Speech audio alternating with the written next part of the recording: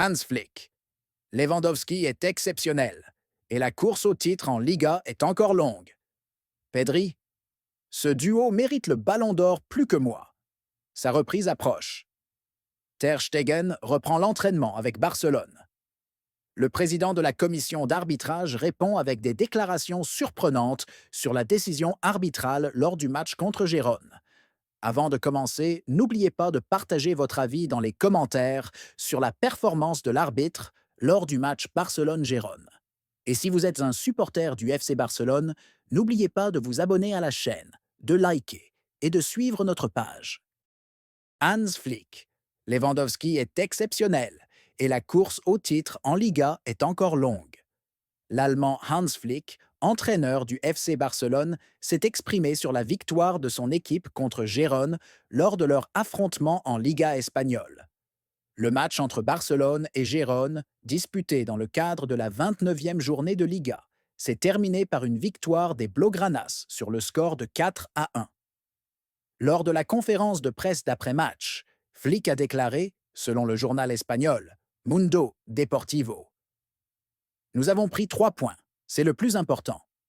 C'est ce que j'ai le plus apprécié dans cette rencontre, ainsi que l'énergie que nous avons montrée après la pause.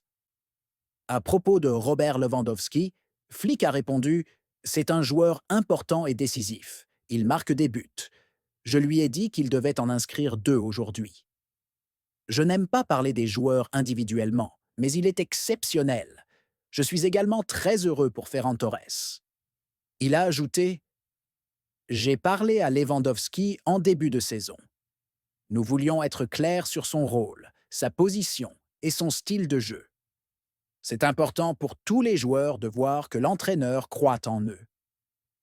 Le technicien allemand a poursuivi: il veut remporter le soulier d'or, il veut gagner, mais l'essentiel reste l'équipe. Il se concentre également sur l'aide qu'il peut apporter à ses coéquipiers. Pour moi, tout tourne autour du collectif, et je sens que tout le monde avance dans cette direction. Hans Flick, impressionné par le niveau de la Liga, nous nous battrons jusqu'à la fin de la saison. Il a ajouté: c'est formidable pour moi, et cela nous aide beaucoup. Cela se voit sur le terrain. Je suis également très heureux pour Ferran Torres. Je pense que nous avons réalisé une belle performance. Et de poursuivre, il est normal d'avoir des doutes après l'égalisation de Gérone. C'est une bonne équipe qui sait bien gérer le ballon. Nous avons effectué des changements parce que certains joueurs étaient fatigués. À ce stade de la saison, nous avons plusieurs joueurs dans cette situation. C'est naturel. Concernant Gérone, il a précisé: il joue très bien et il est normal qu'il nous ait posé des problèmes. Certains de nos joueurs étaient fatigués et nos remplacements ont été efficaces. Flick a également salué la prestation d'Eric Garcia. Il a été fantastique, il s'entraîne très bien, c'est un vrai professionnel. Il communique beaucoup avec les autres joueurs et il est capable de jouer à plusieurs postes, ce qui est très bénéfique pour nous. Il a poursuivi: nous avons progressé et commettons moins d'erreurs. Quand nous avons le ballon, nous devons mieux le conserver et nous créer plus d'occasions. À propos de Frenkie de Jong, Flick a déclaré: j'ai discuté avec lui dès son retour de la trêve internationale. Il souffrait d'une blessure grave, mais il s'est progressivement amélioré. Il est exceptionnel, rapide, dribble bien et distribue parfaitement le ballon. Concernant la course au titre, il a expliqué: le Real Madrid est une grande équipe, il faut le mentionner. L'Atlético Madrid, l'Athletic Bilbao et le Rayo Vallecano aussi. Je suis très impressionné par le niveau élevé de la Liga, comme nous l'avons vu avec Gérone. Et d'ajouter: nous nous concentrons toujours sur le prochain match. Nous nous battrons jusqu'à la fin de la saison pour atteindre tous nos objectifs. Le chemin est encore long avant le Clasico. Nous devons prouver notre force, et eux aussi. Ce championnat pourrait nous réserver des surprises, ce qui est une bonne chose pour tout le monde. Enfin, il a conclu: ce qui me plaît, c'est que mes joueurs veulent toujours plus. Ils veulent marquer davantage. Leur mentalité et leur attitude sont excellentes. Tout le monde aime ça. Tout le monde veut voir plus de buts, et tout le monde est heureux. Pedri. Ce duo mérite le ballon d'or plus que moi. L'Espagnol Pedri, milieu de terrain du FC Barcelone, a donné son avis sur les prétendants au Ballon d'Or pour la saison 2024-2025. Le milieu de terrain de Manchester City, Rodri, a remporté la dernière édition du Ballon d'Or en devançant Vinicius Junior du Real Madrid. D'après les déclarations de Pedri rapportées par le journaliste Fabrizio Romano sur Sky Sports, il a expliqué: en général, ce sont les joueurs aux grandes statistiques qui gagnent le Ballon d'Or. Je préférerais que ce soit Rafinha ou Lamine Yamal qui le remportent. Il a poursuivi: ce sont eux qui font la différence. Tant que l'équipe remporte des titres, je suis heureux. Pedri réalise une saison impressionnante avec Barcelone et reste l'un des piliers de l'équipe dirigée par Hans Flick. Les performances de Pedri cette saison avec le Barça. Cette saison, il a disputé 44 matchs, toutes compétitions confondues, inscrivant 5 buts et délivrant 7 passes décisives à ses coéquipiers. Sa reprise approche. Ter Stegen de retour à l'entraînement avec le Barça. L'entraîneur allemand Hans Flick a reçu un renfort de taille, avec le retour progressif de Marc-André Ter Stegen à l'entraînement. Le gardien allemand avait subi une rupture du ligament croisé en début de saison, mettant prématurément fin à son exercice avec le Barça. Selon Sky Sports et le journaliste Fabrizio Romano, Ter Stegen se rapproche d'un retour sur le terrain après sa longue blessure. Il a même participé à une partie de l'entraînement collectif lundi, en préparation du prochain match contre l'Atlético Madrid. Toutefois, il n'est pas encore complètement rétabli, mais sa reprise officielle semble imminente. À noter que Barcelone a recruté le Polonais Wojciech Szczęsny, qui est sorti de sa retraite pour remplacer Ter Stegen durant son absence. Le président du comité d'arbitrage répond par des déclarations surprenantes sur la décision arbitrale lors du match contre Gérone. La soirée de dimanche n'a pas été ordinaire pour les supporters du FC Barcelone. L'équipe entrait sur le terrain contre Gérone, en sachant parfaitement que tout faux pas pourrait réduire ses chances de concurrencer pour le titre de la Liga. Puis est survenue une action controversée qui a enflammé les tribunes, déclenché une tempête de débats parmi les analystes et les médias, et remis une fois de plus l'arbitrage espagnol sous le feu des critiques. Le début, la chute de Fermín López et une décision controversée.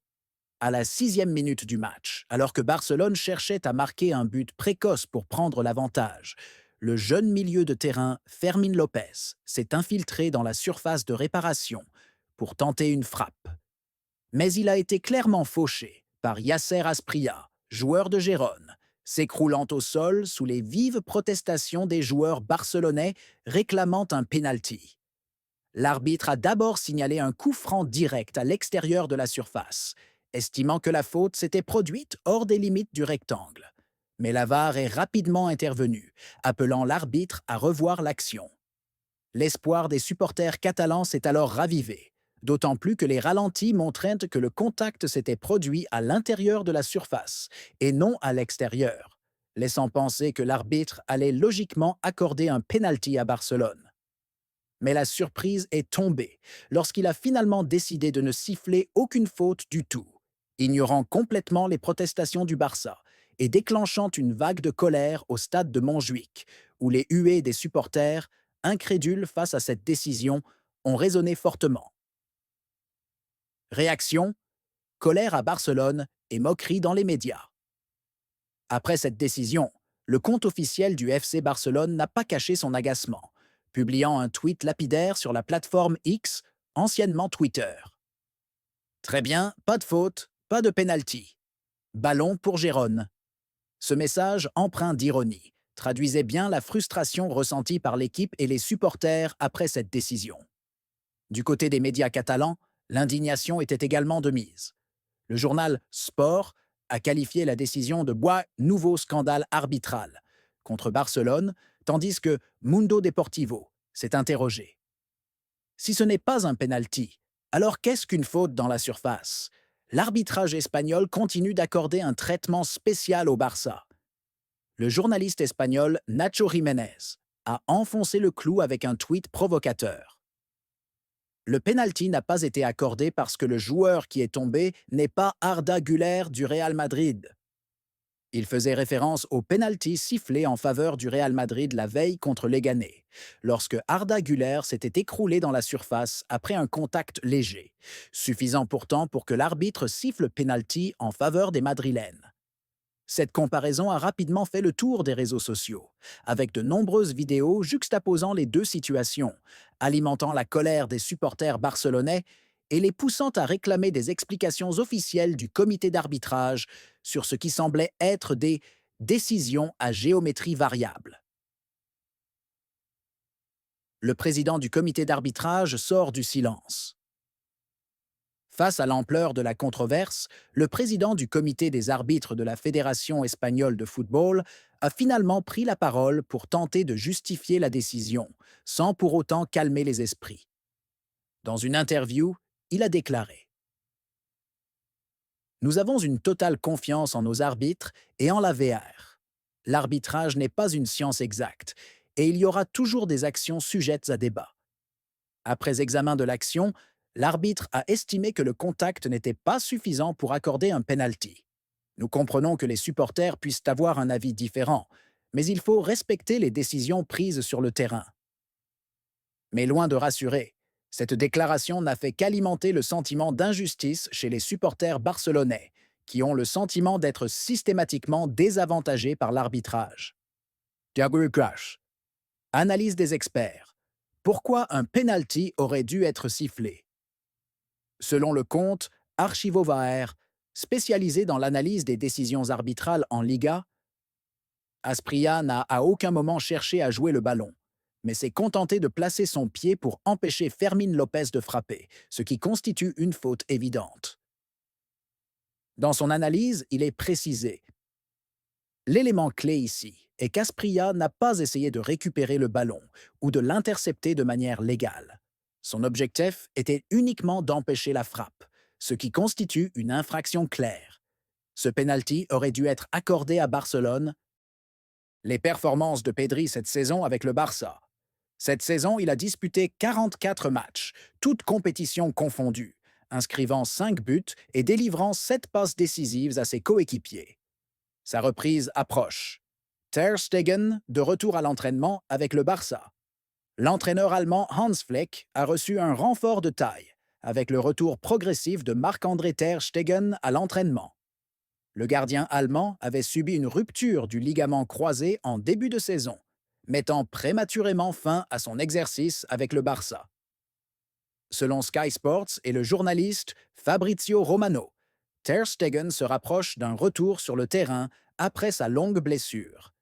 Il a même participé à une partie de l'entraînement collectif lundi, en préparation du prochain match contre l'Atlético Madrid. Toutefois, il n'est pas encore complètement rétabli, mais sa reprise officielle semble imminente. À noter que Barcelone a recruté le Polonais Wojciech Szczęsny, qui est sorti de sa retraite pour remplacer Ter Stegen durant son absence.